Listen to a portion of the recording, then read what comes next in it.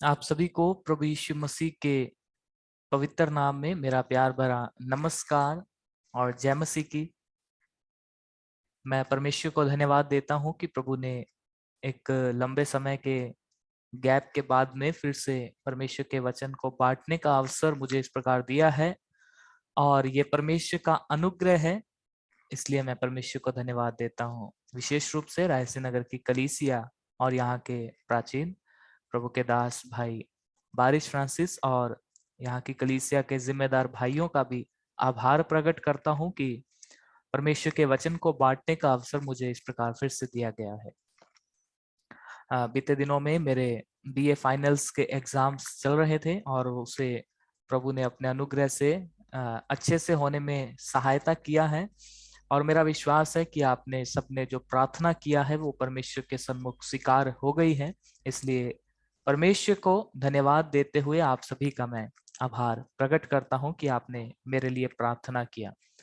आज एक बहुत ही इम्पोर्टेंट टॉपिक पर हम चर्चा करने जा रहे हैं। बहुत ही महत्वपूर्ण विषय है जो हमारे मसीही जीवन के उद्देश्य के स्वरूप में हमें प्रकट होता है। मेरे प्यारो, उद्धार जो है वो हमारे स्वर्ग जाने का एकमात्र हम समझ सकते हैं एंट्री कार्ड है, जो स्वर्ग में हमें प्रवेश दिलाता है, नया जन्म दिलाता है, अति पवित्र स्थान अर्थात स्वर्ग में हमें दाखिला दिलवाता है। वो है उद्धार या छुटकारा। आत्मा में हमें छुटकारा दिया गया, प्राण में हम छुटकारा पा रहे हैं और शरीर में छुटकारा प्राप्त करने वाले हैं। इसे इस प्रकार से 3 कालों के आधार पर विभाजित किया गया है कि यीशु मसीह पर जब हमने विश्वास किया, बीते हुए समय में पूर्व काल में जब हमने विश्वास किया, आत्मा पर लगा हुआ पाप का दंड या पाप की सजा का जो ऐलान था वो मिटाया गया, हटाया गया। शरीर पर लगा हुआ पाप का दंड, ये जो शरीर नश्वर शरीर है, पाप की देह है, इसमें पाप वास करता है, प्रभुता करता है और इसलिए शरीर और आत्मा में एक युद्ध की स्थिति बनी रहती है। वे दोनों आपस में विपरीत स्वभाव में कार्य करते हैं। तो ये जो शरीर जो है ये भी आने वाले समय में उद्धार प्राप्त करने वाला है, छुटकारा पाने वाला है। परंतु ये जो प्राण है वर्तमान में, देखिए ये दोनों काल आत्मा में पा लिया, ये भूतकाल, और शरीर में छुटकारा पाप की सजा से या पाप की उपस्थिति से, है ना, पाप के दंड से छुटकारा पाया, पाप की उपस्थिति से छुटकारा पाने वाले हैं। शरीर में ये जो पाप की उपस्थिति है इससे छुटकारा पाएंगे। और जब हम पुनरुत्थान के गीतों के संबंध में सीख रहे थे और कुरिन्थियों की पत्री में से, और उस समय में हमने इस बात पर चर्चा किया था, विचार किया था कि ये जो शरीर जो है अविनाशी अमरता को पहन लेगा, नाशमान दशा में बोया जाकर अविनाशी दशा में उठाया जाएगा, अर्थात ये शरीर तब्दील हो जाएगा, यीशु मसीह की महिमा और उसके स्वरूप के अनुसार बदलने वाला है। ठीक है, परंतु ये तो हो गया भूतकाल और भविष्य काल। परंतु वर्तमान में जो हम कर रहे हैं, वर्तमान में जो हम जी रहे हैं, इसका क्या, इसे पवित्र बाइबल के अनुसार, सिद्धांतों के अनुसार कहा गया है प्राण का छुटकारा या पाप की सामर्थ्य से छुटकारा पाते जा रहे हैं। बाइबल में एक वचन जो है वो अभी हम पढ़ेंगे नहीं, आगे हम उस पर आएंगे। अंश अंश करके यीशु मसीह के स्वरूप में बदलते जा रहे हैं। तो आज हमारा जो विषय क्या है वो है उद्धार की निश्चयता, the assurance of the salvation, उद्धार की निश्चयता। प्यारो, प्रभु के एक दास हुए जिनका नाम था एच होल्डब्रैंड। उन्होंने इस प्रकार से कहा उद्धार की निश्चयता के संबंध में, यदि विश्वासी को आत्मिक रूप से दूसरों की सहायता करनी है तो उसे उद्धार की निश्चयता का होना आवश्यक है।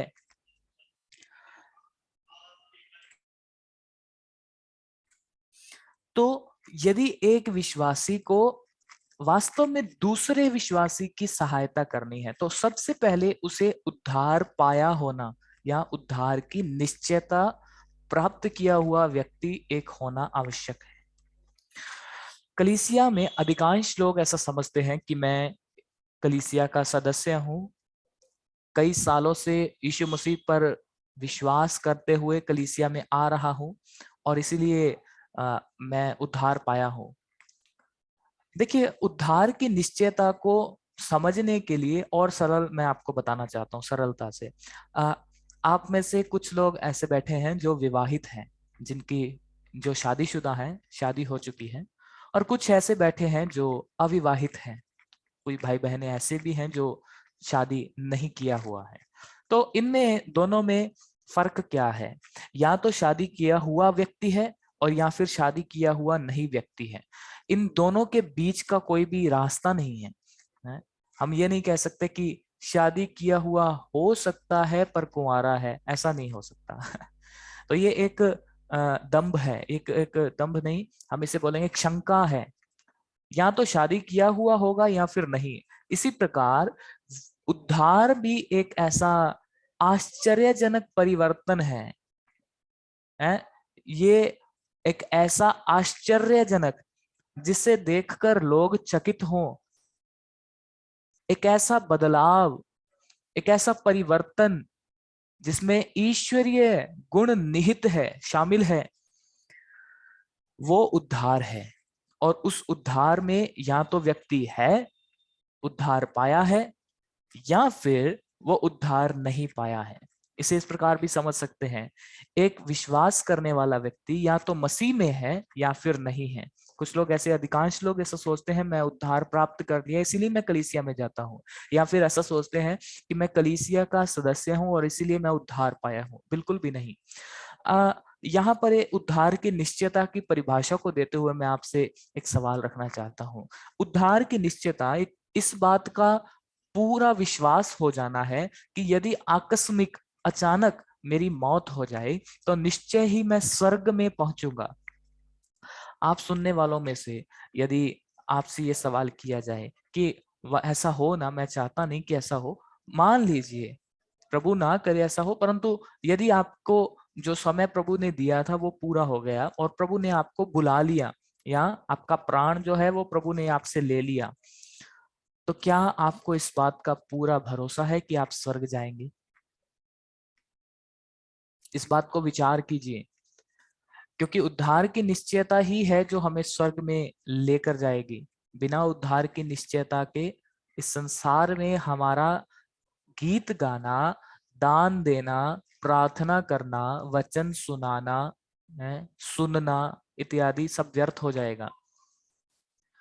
यदि उद्धार नहीं पाया तो भी हमारा जीवन व्यर्थ ही साबित होगा। इसलिए मेरे प्यारो, परमेश्वर ने आज हमें यह अवसर दिया है कि हम निश्चितता को प्राप्त करें, उद्धार प्राप्त कर कर निश्चितता को प्राप्त करें। इसमें कोई दो राय नहीं है कि हम, जिसने उद्धार पाया है, यीशु मसीह को विश्वास किया, उद्धार पाया, वो बच गया है, इसमें कोई शंका नहीं है, वो बचाया गया है। परंतु क्या आपने इस निश्चयता को हासिल किया है कि यदि आज अभी तुरंत मेरा प्राण निकल जाए, मैं स्वर्ग में होऊंगा या नरक में? या अभी भी आप शंका में हैं, या अभी भी आप इस सोच में है, विचार में है कि क्या होगा यदि मेरी मौत हो जाए, यदि मेरा मेरा ये जो शरीर मिट्टी में मिल जाए और आत्मा प्रभु के सामने चली जाए, तब मेरा क्या होगा? क्या मैं स्वर्ग में जाऊंगा या नरक में?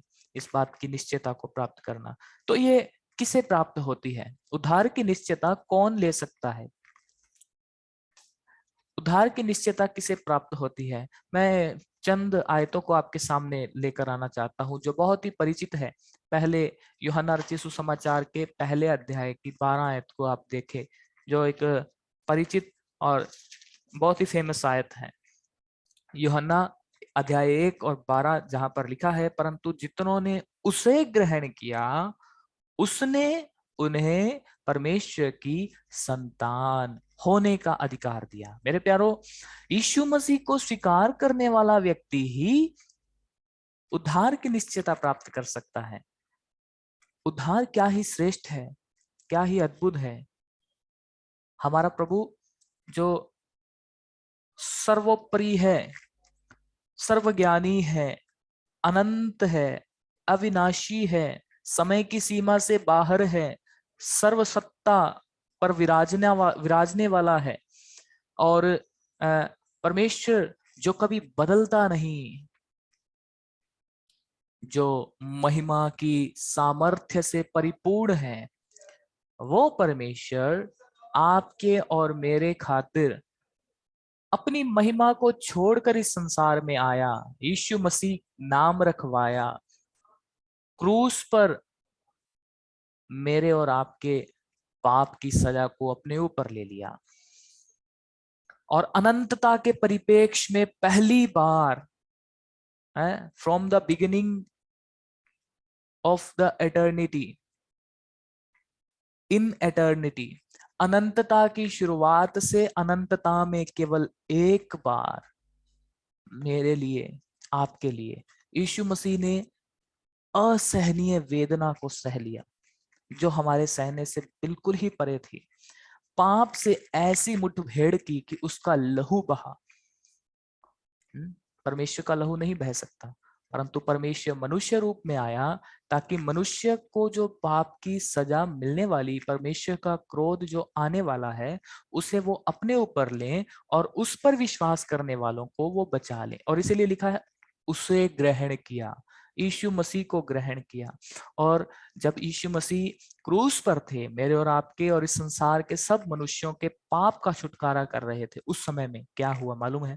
अनंतता में सिर्फ पहली बार एक ऐसा अवसर आया जहां पर यीशु मसीह और पिता परमेश्वर के मध्य एक फर्क आया, अलग हुए, केवल एक बार।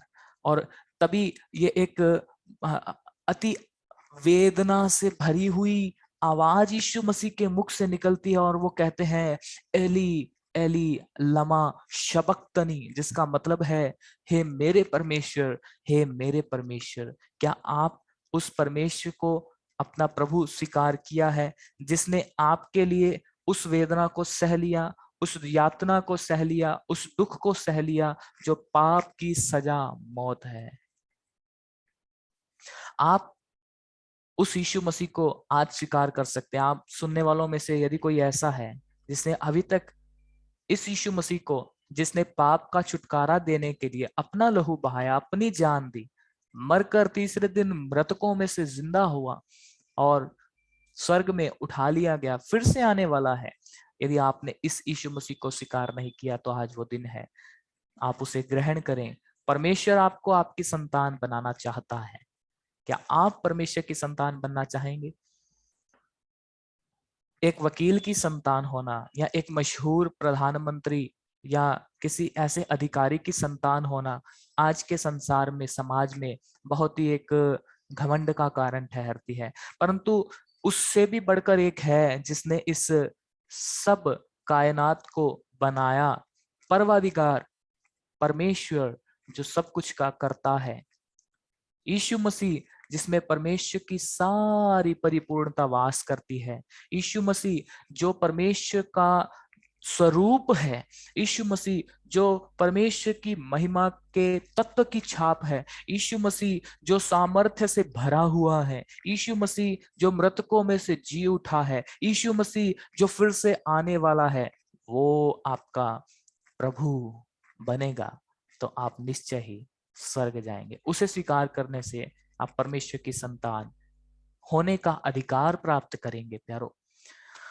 दूसरी बात, कौन ये उद्धार प्राप्त कर सकता है? यूहन्ना 3:16 आप सब उस आयत को जानते हैं, मैं आगे बढ़ूंगा। दो बातें हमने देखी, कौन इस उद्धार की निश्चयता को प्राप्त करता है? साधारण शब्दों में कहें, केवल वही जिसका स्वामी प्रभु है, ना कि ये संसार, शैतान और शरीर।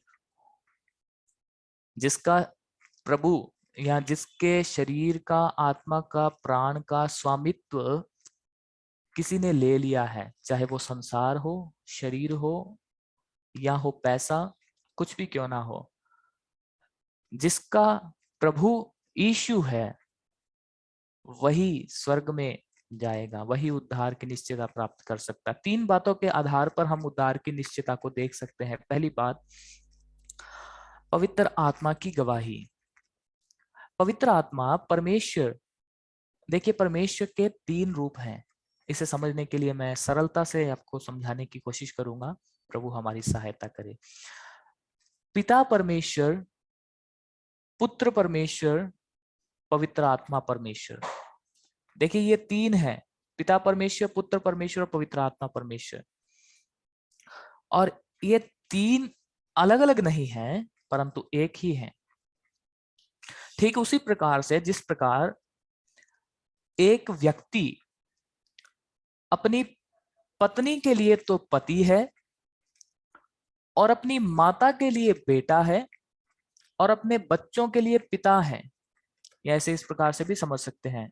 बर्फ यदि उसे बहुत गर्म कर दिया जाए या उबाला जाए, पानी को उबाला जाए, तो वो भाप के रूप में है परंतु है तो पानी ही। यदि उसे सामान्य स्तर पर रखा जाए, ना ज्यादा ठंडा ना ज्यादा गर्म, तो वो तरल रूप में है, पानी है, वो फिर भी पानी है। और यदि उसे बहुत ठंडा कर दिया जाए तो वो बर्फ बन जाएगा, तो वो फिर भी पानी ही है। देखिए उसके स्वरूप चेंज हुए हैं परंतु उसका अस्तित्व वही है। परमेश्वर अपने आप में एक ऐसी महान हस्ती है जो त्रिएक है, त्रिएक अस्तित्व में कार्य करता है। ये सब शब्द परमेश्वर ने बाइबल में नहीं दिए, त्रिएक शब्द बाइबल में नहीं है, परंतु हमें इसे समझने की आवश्यकता है। ट्रायन गॉड या ट्रिनिटी, त्रिएकत्व, इस शब्द का अर्थ क्या है? पिता परमेश्वर ने योजना की, इस पृथ्वी के रचे जाने से भी पहले, उत्पत्ति की पुस्तक में आप देख सकते हैं, अभी हम वहां नहीं जाएंगे। पिता परमेश्वर ने उद्धार की योजना को तैयार किया कि मनुष्य जब पापी हो जाएगा तो उसे छुटकारे की आवश्यकता पड़ेगी, और इसीलिए योजना ये है कि एक मनुष्य रूप में हमारा अस्तित्व जाएगा, उसे यीशु नाम रखा जाएगा और वो क्रूस पर बलिदान होगा, और उसमें ईश्वरीय गुण होने के बावजूद भी उसे सब कुछ शून्य कर कर निकलना होगा। इस पृथ्वी पर आने के लिए सब महिमा छोड़ना होगा, तभी वो पाप का छुटकारा प्रदान करेगा। और पवित्र आत्मा के विषय में पुत्र ने उस योजना को पूरा किया। पिता परमेश्वर ने योजना को तैयार किया, पुत्र परमेश्वर ने क्रूस पर, है ना, जन्म से लेकर और मृत्यु तक, पुनरुत्थान तक, स्वर्गारोहण तक आज्ञा को पूरा किया। और एक बात और यहाँ पर समझने की है कि यीशु मसीह का जो हम समझ सकते हैं अस्तित्व है, वो 2000 साल पहले शुरू नहीं हुआ, बल्कि वो अनंतता से अनंतता तक यीशु मसीह ही है, परंतु मनुष्य देह में समय और सीमा और वचन के आधार पर उस समय आया जब समय पूरा हुआ। इस बात को आप मन में रखें। ये हमारे विषय से अलग है परंतु मैं इसमें फिर भी छू कर निकलना चाहता हूं। दूसरी बात हमें जो समझने की है वो ये है, उद्धार जो है उसे दिलाने के लिए पुत्र परमेश्वर ने कार्य किया। अब मनुष्य इस कार्य को समझ नहीं सकता, तो उसे एक ऐसे सहायक की आवश्यकता थी जो उस कार्य को समझाकर उसके मन में प्रकट करे। ध्यान से सुनिएगा, यह बहुत ही जरूरी है। पिता परमेश्वर ने योजना बनाई, पुत्र परमेश्वर ने पूरा किया, पवित्र आत्मा परमेश्वर ने उसे घोषित कर दिया। और यही है त्रिएक परमेश्वर का उद्धार में कार्य। त्रिएक परमेश्वर के और भी बहुत से कार्य हैं परंतु उद्धार के संबंध में यही है। और इसे हम तीन बातों के आधार पर हम इसकी निश्चयता को पा सकते हैं, प्राप्त कर सकते हैं। पहली बात क्या है? रोमियो की पत्री 8 अध्याय और उसके 16वीं आयत को आप पढ़ें। रोमियो की पत्री, एक आयत मैं आपको दिखाना चाहता हूं, आप मेरे साथ जल्दी से निकाल लें। रोमियो की पत्री उसका 8वां अध्याय और उसकी 16वीं आयत में इस प्रकार से लिखा गया है, आत्मा आप ही हमारी आत्मा के साथ गवाही देता है कि हम परमेश्वर की संतान हैं। सबसे पहली बात, हमारे मन में या हमारी आत्मा में जो परमेश्वर ने हमें श्वास दिया, वो श्वास हमारे जीवन का आधार आत्मा है। और जब वो आत्मा हमारे में से ले लिया जाता है, ये शरीर किसी काम का नहीं रहता, पार्थिव हो जाता है, मृतक हो जाता है। और इसी आत्मा के साथ मिलकर परमेश्वर का वो तीसरा अस्तित्व या तीसरा व्यक्तित्व, तीसरा अस्तित्व नहीं है, माफ कीजिएगा, तीसरा व्यक्तित्व है। परमेश्वर एक है, परंतु उसके पिता, पुत्र और पवित्र आत्मा तीन कार्य हैं। कार्य के आधार पर अलग अलग है। समझाने के लिए परमेश्वर ने इस प्रकार से प्रस्तुत किया और पवित्र आत्मा ने हमें घोषित कर दिया कि आप विश्वास करने के द्वारा, आपने विश्वास किया है, आप अब परमेश्वर की संतान हैं। तो ये है पवित्र आत्मा की गवाही। पवित्र आत्मा की गवाही के द्वारा ही एक व्यक्ति जो है वो परमेश्वर की संतान होने के अधिकार को निश्चित रूप से प्राप्त कर सकता है, निश्चितता प्राप्त कर सकता है। और दूसरा जो है, एक और मैं आपको इसी संबंध में वचन दिखाना चाहता हूँ। गलातियों की पत्री 4 अध्याय उसकी 6 आयत। गलातियों अध्याय 4 और उसका 6 पद ऐसा लिखा है, और तुम जो पुत्र हो इसलिए परमेश्वर ने अपने पुत्र के आत्मा को, जो हे अब्बा हे पिता कहकर पुकारता है, हमारे हृदयों में भेजा है। हमारे हृदयों में भेजा है, हमें सहायक के रूप में दिया, जो हमारी आत्मा के साथ मिलकर गवाही देता है। किसे गवाही देता है? देखिए, आत्मा में मिलने वाली गवाही पहले मनुष्य को मिलती है, तो उद्धार की निश्चयता पहले मुझे मिलती है, उसके बाद दूसरों को वो निश्चयता मिलती है कि ये व्यक्ति उद्धार पाया हुआ है। तो पहले आपको इस बात की निश्चयता प्राप्त करने के लिए पवित्र आत्मा से विश्वास पूर्वक पूछना होगा, क्या मैं परमेश्वर की संतान हूं? यदि आज मेरी मृत्यु हो जाए, यदि आकस्मिक मेरी जान मुझसे ले ली जाए, तो मैं क्या स्वर्ग में जाऊंगा, जाऊंगी या नहीं? तो पवित्र आत्मा जो है वो गवाही देता है, जिसे परमेश्वर ने हमें दिया है, हमारे हृदयों में भेजा है कि हम पिता को हे पिता, ओ क्या ही अद्भुत सौभाग्य है, परमेश्वर को हे पिता कहकर हम पुकार सकते हैं। आगे बढ़ेंगे, मेरे समय के सीमा के कारण मैं जल्दी समाप्ति की ओर लेकर जाना चाहता हूं। दूसरी बात, यूहन्ना, पहला यूहन्ना 5 अध्याय और उसकी 10 आयत को आप पढ़ लें। पहला यूहन्ना 5 अध्याय और उसकी 10 आयत, वहां पर इस प्रकार से लिखा गया है। पहला यूहन्ना अध्याय 5 और उसकी 10 आयत, जहां इस प्रकार लिखा है, जो परमेश्वर के पुत्र पर विश्वास करता है, ध्यान से सुनिएगा, जो परमेश्वर के पुत्र पर विश्वास करता है वह अपने ही में गवाही रखता है। जिसने परमेश्वर पर विश्वास नहीं किया, उसने उसे यानी परमेश्वर को झूठा ठहराया, क्योंकि उसने उस गवाही पर विश्वास नहीं किया जो परमेश्वर ने अपने पुत्र के विषय में दी है। देखिए, ये एक कॉन्टेक्स्ट में है, संदर्भ में यदि देखें तो यहाँ पर यीशु मसीह के गवाही के विषय में बात प्रेरित यूहन्ना करते हैं, परंतु इसे संदर्भ में से निकालकर मैं आपके सामने उद्धार के परिप्रेक्ष्य में रखना चाहता हूँ। उद्धार के संबंध में जब हम इस आयत को पढ़ते हैं, 10 आयत, आप इसे फिर से पढ़ें तो आपको स्पष्ट समझ में आएगा। वो पवित्र आत्मा जिसने पिता परमेश्वर की योजना, पुत्र के कार्य और पवित्र आत्मा की सहायता को घोषित करके हमें प्रकट किया, पाप से पवित्रता की ओर, श्राप से जीवन की ओर, नरक से स्वर्ग की ओर, अंधकार से ज्योति की ओर लेकर जाने के सफर में यीशु मसीह का जो भी योगदान, जो भी कार्य है, उसे पवित्र आत्मा ने हमारे हृदय में गवाही के रूप में हमें बताया। हमने अभी पढ़ा ना, आत्मा आप ही हमारी आत्मा के साथ मिलकर गवाही देता है। तो ये जो गवाही है वो अपने आप में रखता है। यही यूहन्ना प्रेरित कहते हैं, यहाँ पर कहते हैं, जो पुत्र परमेश्वर के पुत्र पर विश्वास करता है। सबसे पहली बात है कि हम विश्वास में है या नहीं, विश्वास करते हैं या नहीं। पुत्र ने कार्य किया, पिता परमेश्वर ने उसे बनाया, योजना किया, पुत्र ने उस योजना को पूरा किया, पवित्र आत्मा ने घोषित किया, इस पर विश्वास करता है। पुत्र पर, परमेश्वर के संपूर्ण रेवलेशन, प्रकाशन पर विश्वास करता है।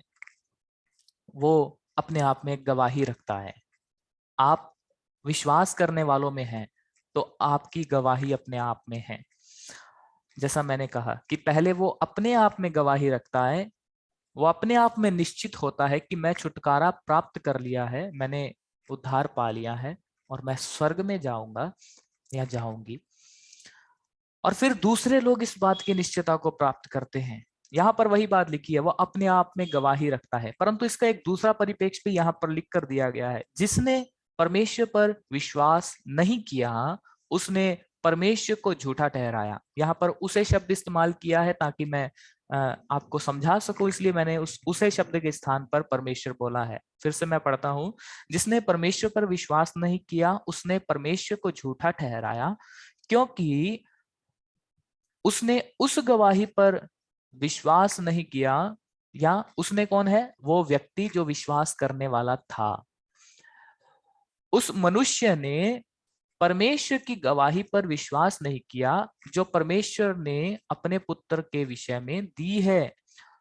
तो यहाँ पर ये जो शब्द है जानना, विश्वास जो है लिखा गया है, जो परमेश्वर के पुत्र पर विश्वास करता है वह अपने ही में गवाही रखता है।